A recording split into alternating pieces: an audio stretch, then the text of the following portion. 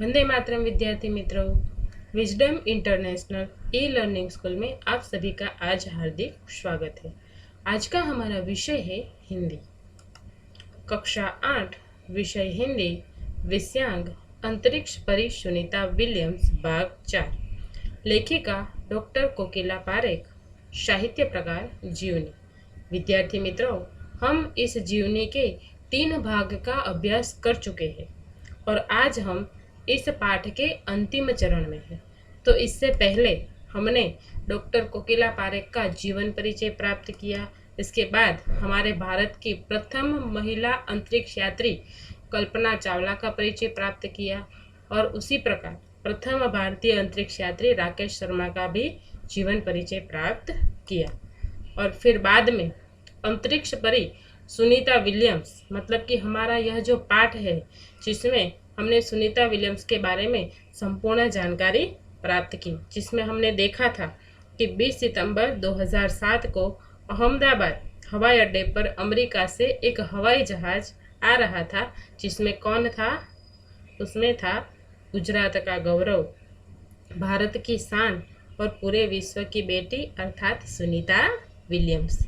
हमने सुनीता विलियम्स के बारे में संपूर्ण जानकारी प्राप्त की कि वो मूल कहाँ से जुड़ी हुई है? गुजरात से जुड़ी हुई है।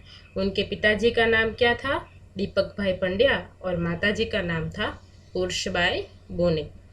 तो दीपक भाई पंड्या और माता उर्सबाई बोने की 3 संतान थी, जय, दीना और सुनीता, जिसमें सुनीता सबसे छोटी थी।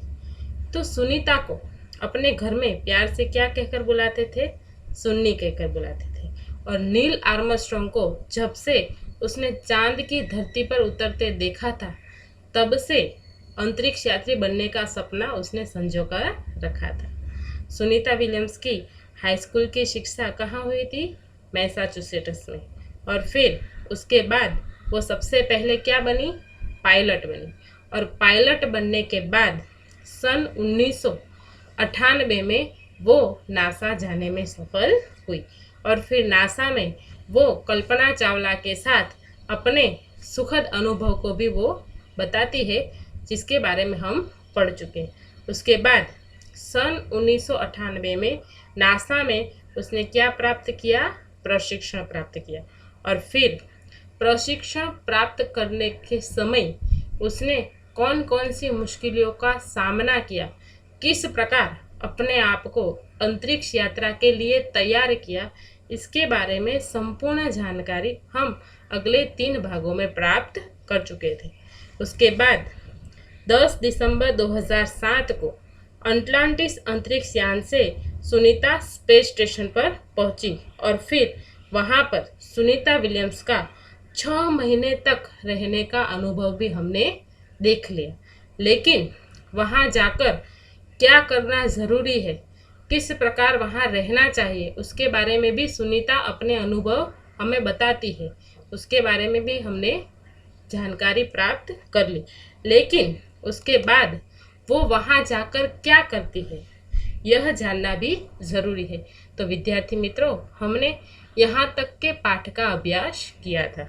तो उसके बाद सुनीता ने अंतर्राष्ट्रीय अंतरिक्ष केंद्र में 6 महीने प्रवास के दौरान कई महत्वपूर्ण कार्य किए, जैसे human life science, physical science, पृथ्वी का निरीक्षण, शिक्षा और टेक्नोलॉजी डेमोन्स्ट्रेशन जैसे विषयों पर काम किया। अर्थात सुनीता जब अंतरिक्ष यान में, अटलांटिस अंतरिक्ष यान में वहाँ पर पहुँची अंतरिक्ष में, तब वहाँ जाकर उसने क्या कार्य किए? तो ह्यूमन यानी कि मनुष्य, मानव, लाइफ साइंस अर्थात मनुष्य का जो जीवन होता है, उसका जो जीव विज्ञान होता है, उसके बारे में जानकारी प्राप्त की। फिजिकल साइंस यानी कि शरीर विज्ञान, उसके बारे में उन्होंने वहाँ पर रिसर्च किया। पृथ्वी का निरीक्षण यानी कि ये जो अटलांटिस यान था वो पृथ्वी की कितनी बार प्रदक्षिणा करता था? 15.7, बराबर 15.7 चक्कर वो पृथ्वी के हर रोज लगाता था, जिसकी जानकारी हमने पहले प्राप्त कर ली। तो उस चक्कर के दौरान उन्होंने संपूर्ण पृथ्वी का क्या किया? निरीक्षण किया। शिक्षा और टेक्नोलॉजी डेमोन्स्ट्रेशन जैसे विषयों पर भी उन्होंने वहाँ पर काम किया। इसके अलावा सुनीता ने इस दौरान जमा किए गए ब्लड सैंपल, मतलब कि वहाँ के सूक्ष्म जीव, उसके जो ब्लड सैंपल थे वो उसने वहाँ पर जमा किए थे, वो ब्लड सैंपल किसे पहुँचाए? न्यूट्रिशन से संबंधित अनुसंधान कर रहे वैज्ञानिकों तक उसने वो ब्लड सैंपल पहुँचाए।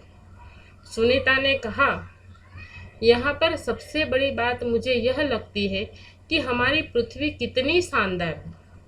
दुनिया को अलग नज़रिए से देखने का मौका और यह अंतर्दृष्टि हमें मिलती है कि अपने ग्रहों को कैसे आने वाली पीढ़ियों के लिए बचाए। अंतरिक्ष मिलजुल कर काम करने की बढ़िया जगह है और यहाँ आकर ऐसा लगता है कि हम पृथ्वी पर क्यों विवादों में उलझे रहते हैं। अर्थात सुनीता विलियम्स अपने अनुभव बताती है। वो क्या कहती है कि यहाँ पर सबसे बड़ी बात यह है कि हमारी पृथ्वी दूर से बहुत ही शानदार, एकदम सुंदर, एक अद्भुत गोला दिखाई दे रही है। दुनिया को एक अलग नज़रिए से देखने का मौका वहाँ पर मिलता है।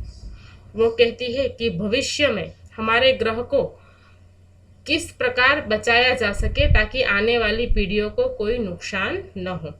और अंतरिक्ष में सबसे बड़ा अनुभव क्या होता है कि वहाँ पर तरह तरह के देश विदेश के लोगों के साथ अंतरिक्ष यात्रा करने के लिए जाना होता है।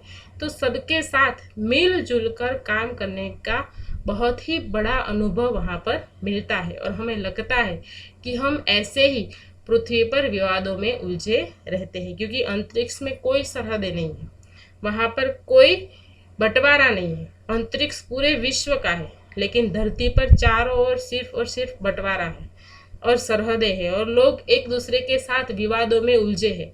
लेकिन अंतरिक्ष में ऐसा कुछ भी नहीं है। अंतरिक्ष में सब कैसे काम करते हैं? एक दूसरे के साथ मिलजुल कर काम करते हैं।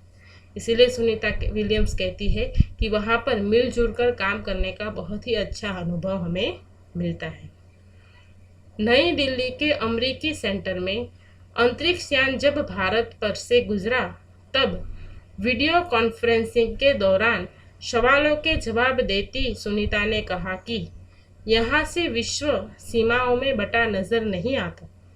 यहाँ से सिर्फ दिखता है हमारा सुंदर ग्रह, सुंदर ग्रामीण इलाके, सुंदर पहाड़ और आसमानी रंग के सुंदर महासागर, हरे मैदान और अनेक रंगों में जमीन दिखाई दे रही है। यह दृश्य बहुत ही मनोहर था।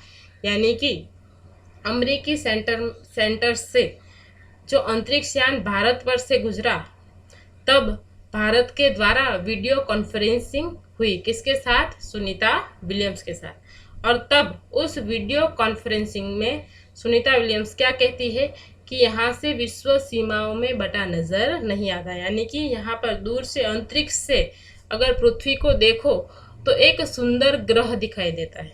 वहाँ पर कोई बंटवारा, कोई सीमा, कोई सरहदें नहीं दिखाई देती, सिर्फ एक सुंदर ग्रह दिखाई देता है। इसलिए वो क्या कहती है कि यहाँ से सिर्फ दिखता है हमारा सुंदर ग्रह, सुंदर ग्रामीण इलाके, सुंदर सुंदर पहाड़ और आसमानी रंग के सुंदर महासागर, हरे मैदान और अनेक रंगों में जमीन दिखाई देती। मतलब कि यहाँ से कोई सरहदें नहीं दिखाई देती। ऐसा लग रहा है कि जैसे विश्व बंधुत्व, मतलब कि पूरा विश्व एक है, ऐसा दिखाई दे रहा है। तो यह दृश्य बहुत ही मनोहर है, ऐसा सुनीता विलियम्स कहती है।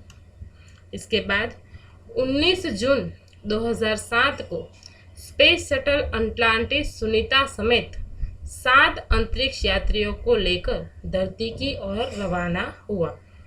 पूरा विश्व सुनीता की सकुशल वापसी के लिए प्रार्थना कर रहा था। यानी कि 6 महीने के बाद 19 जून 2007 को स्पेस शटल अटलांटिस यान सुनीता के साथ अन्य 7 अंतरिक्ष यात्रियों को लेकर धरती की ओर रवाना हुआ और पूरे विश्व में सुनीता विलियम्स की सकुशल वापसी के लिए लोग ईश्वर से प्रार्थना कर रहे थे। क्यों ईश्वर से प्रार्थना कर रहे थे?